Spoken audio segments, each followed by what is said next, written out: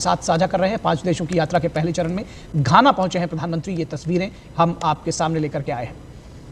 कोटोका international airport पर प्रधानमंत्री का भव्य स्वागत किया जा रहा है और फर्स्ट स्टॉप जो है उनका 5 नेशन ट्रिप है ये मोदी साहब का, और उसमें जो पहला है टूर में घाना है और फिर उसके बाद कुछ और कंट्रीज़ हैं, और उसको हम आपको बताते चलें कि ये जो हैं ब्राज़ील है, अर्जेंटीना है और नामीबिया है और फिर ट्रिनिडाड है। ये वाले कंट्रीज़ जो हैं यहाँ पर ये गए हैं मोदी साहब। और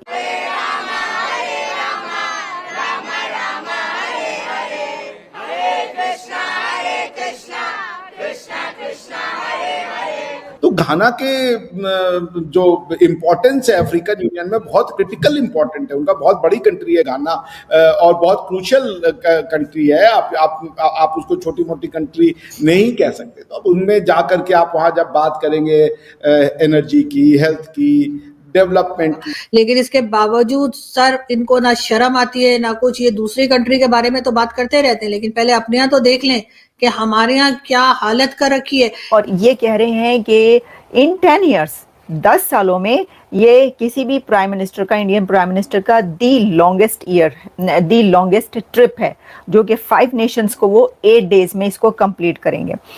तो ग्लोबल साउथ में इंडिया की लीडरशिप को बहुत स्ट्रॉन्ग करता है।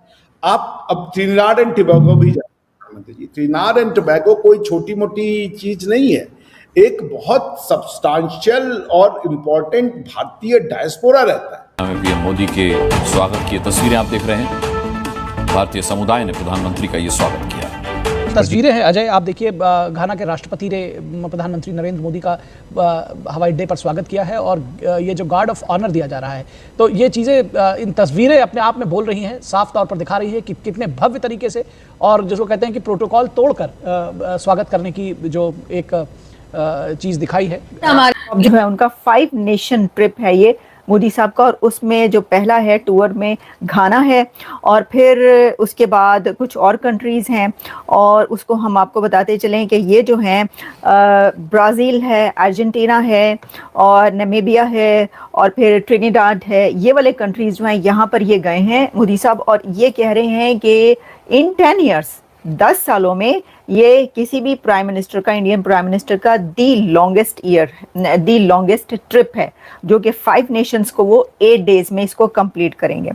अच्छा, अब इसके अंदर जो है ये कहा जा रहा है कि इंटरैक्ट करेंगे उनके वहाँ के लीडर्स के साथ। वहाँ पर कुछ उनकी बायलैटरल मीटिंग्स हैं, कुछ उसमें उनके जो हैं इंटरैक्ट करेंगे, वो मीडिया से भी इंटरैक्ट करेंगे वहाँ पर, और फिर इसमें जो है डिस्कस करेंगे बहुत सारे ऐसे तरीके टू मेक प्लैनेट बेटर। ये वाली भी मैं पढ़ रही थी, क्या आ रहा है वर्ल्ड लीडर्स के साथ इस दुनिया को, इस अर्थ को, प्लैनेट को बेटर कैसे बनाया जा सकता है, इस पर बात कर रहे हैं वो। और फिर उन्होंने कहा है कि ओवर दी, जो उनकी अपनी एक ट्वीट आई है जिसमें उन्होंने कहा है over the next few days I will be attending various bilateral, multilateral and other programmes in Ghana, Tobago, जितने भी अर्जेंटीना, ब्राज़ील, जो मैंने कंट्रीज़ आपको बताए वो। और उन्होंने कहा है कि मैं जो है उन तमाम लीडर से मिलने का जो है वो कर रहा हूँ। तो ये एक डिप्लोमेटिक आप कह सकते हैं विजिट्स हैं इनके। और इसमें देखिए, वैसे तो ये बड़ी सादा सी बात है जो हमने आपको बताई कि जी इन कंट्रीज़ के उस पर जो है ना वो गए हुए हैं, ओके।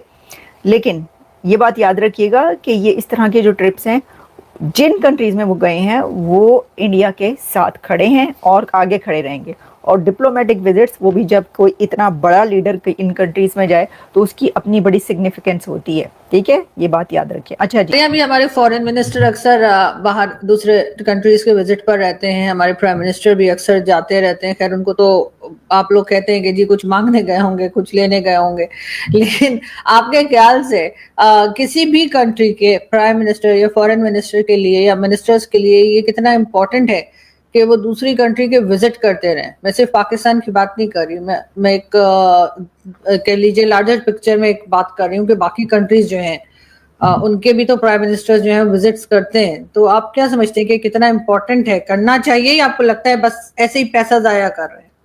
नहीं। देखिए, विश्व बहुत तेजी से इंटीग्रेट हो रहा है ना, आरजू जी, वी आर गेटिंग इंटीग्रेटेड। जो आप शायद उसको समझ, सीपेक क्या है? सीपेक एक इंटीग्रेशन का तरीका है ना। बीआरटी जो चाइना का बेल्ट एंड रोड इनिशिएटिव क्या है? इंटीग्रेशन है ना। बट ये है कि इंक्लूसिव होना चाहिए, सबका फायदा होना चाहिए। कोई भी इंटीग्रेशन वो इंपीरियलिस्टिक नहीं होना चाहिए, it should be give and take ना। तो उसमें अब जैसे घाना वो जा रहे हैं, तो घाना के जो इम्पोर्टेंस है अफ्रीकन यूनियन में बहुत क्रिटिकल इम्पोर्टेंट है, उनका बहुत बड़ी कंट्री है घाना, और बहुत क्रूशियल कंट्री है। आप उसको छोटी मोटी कंट्री नहीं कह सकते। तो अब उनमें जा करके आप वहाँ जब बात करेंगे एनर्जी की, हेल्थ की, डेवलपमेंट की, तो आपको फिर पता चलेगा। फिर इंडिया की जो पोजीशन यूनाइटेड नेशंस में होती है, या जो मुझे ये शब्द बहुत बुरा लगता है ग्लोबल साउथ, बिकॉज कि इसको दिखाने का तो ये प्रयास किया जाता है कि ग्लोबल नॉर्थ जो है रिच कंट्री है, ग्लोबल साउथ जो है वो अंडर डेवलपिंग या डेवलपिंग कंट्रीज को वो कहते हैं, I somehow it doesn't resonate, but perhaps because India anyways. तो ग्लोबल साउथ में इंडिया की लीडरशिप को बहुत स्ट्रॉन्ग करता है। आप अब ट्रिनिडाद एंड टोबैगो भी जानते हैं, ट्रिनिडाद एंड टोबैगो कोई छोटी मोटी चीज नहीं है, एक बहुत सब्सटेंशियल और इम्पोर्टेंट भारतीय डायस्पोरा रहता है। और इस बार जो वो जा रहे हैं प्रधानमंत्री जी का, मैं वो ट्वीट देख रहा था कि जो वो ट्रिनिडाद एंड टोबैगो में जा रहे हैं, this will also be important because कि आज से 180 साल पहले पहला भारतीय वहां पे प्लांटेशन के लिए गया था, जिसको गिरमिटिया मजदूर कहते थे। This is the beauty of Indian labourer.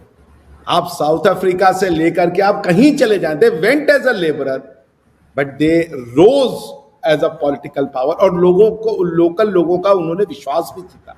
ऐसे कई टेरिटरीज हैं, सेशल्स है, मॉरिशस है, फिजी है, युगांडा है, दैट इंडियंस हैव असिमिलेटेड। वहां पे कोई आतंकवादी घटना नहीं होती कि जी हमें ये दो और वो दो, चूंकि वो असिमिलेट हो जाते हैं, ठीक है ना, वो लोगों को मिल जाते हैं।